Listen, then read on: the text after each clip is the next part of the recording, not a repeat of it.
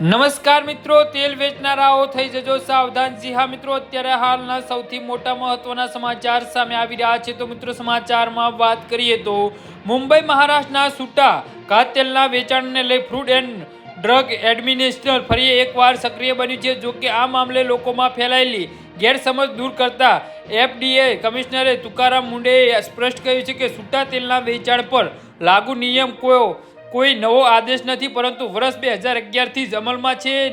નિયમોનું ઉલ્લંઘન કરનાર સંસ્થાઓ સામે કડક કાર્યવાહી કરવામાં આવશે અને જરૂર પડે તો લાયસન્સ રદ કરવાની પણ કાર્યવાહી પણ થઈ શકે છે।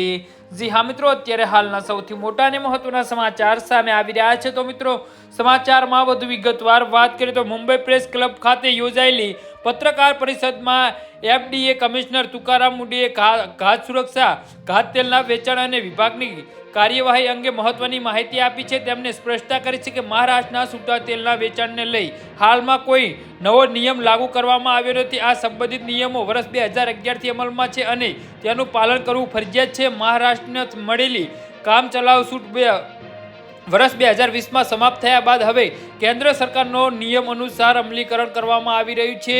નિયમોનું પાલન નહીં કરનાર વેપારીઓને સંસ્થાઓ સામે કાર્યવાહી કરવાની પણ તેમને ચેતવણી આપી છે।